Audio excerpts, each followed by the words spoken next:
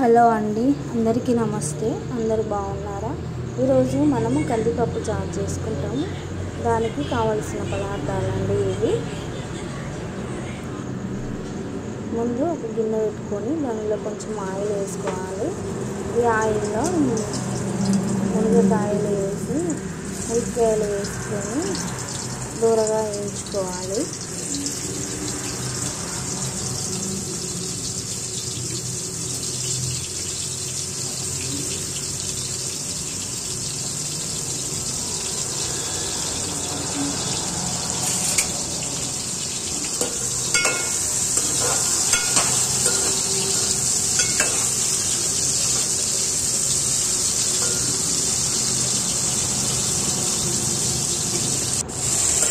ఇది వేగిన తర్వాత వీటిలో దోసకాయ ముక్కలు, టమాటా, పచ్చిమిర్చి, ఉల్లిపాయ, కల్లుమాకు వేసుకోవాలి.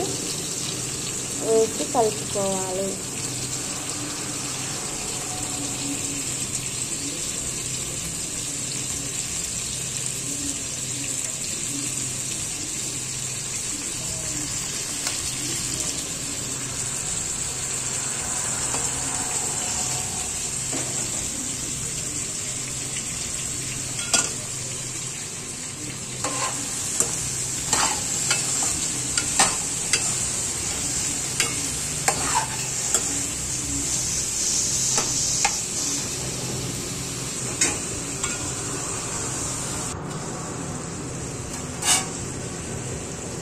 ఇవన్నీ కొంచెం ఫ్రై అయిన తర్వాత ఇందులో వీటికి సరిపడా కారము, ఉప్పు వేసి కలుపుకోవాలి.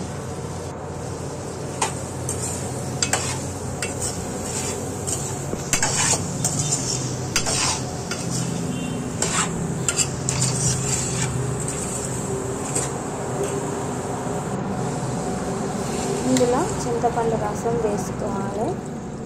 ఈ చింతపండు పెద్ద నిమ్మకాయ నానబెట్టి ముందే ఉంచుకోవాలి. ఈ రసాన్ని ఇందులో వేసుకొని నూనెలో కొద్దిసేపు ఒక 2 నిమిషాలు అలా ఉండనివ్వాలి.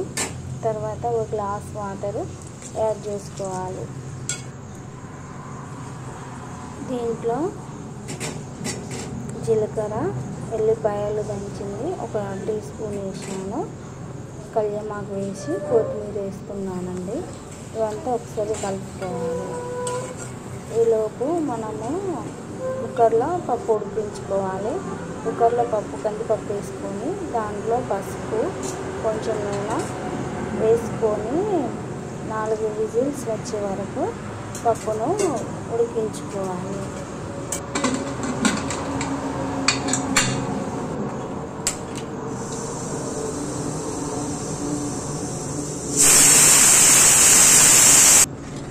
పప్పు ఉడికిన తర్వాత పప్పును మెత్తగా రుబ్బుకోవాలి. ఇలా దానిని పప్పును ఈ పులుసులో వేసుకోవాలి.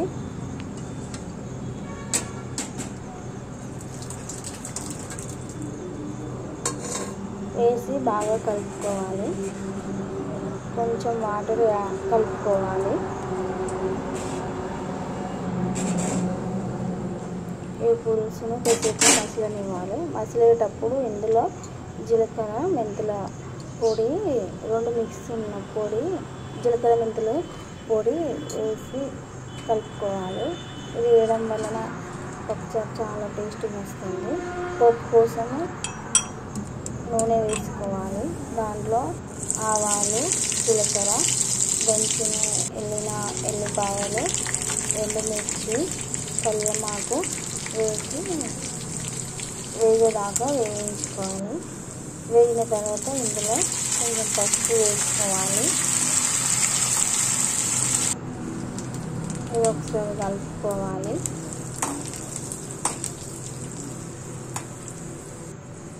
దీనిని ఈ పోపును పప్పుచారులో వేసి కలుపుకోవాలి.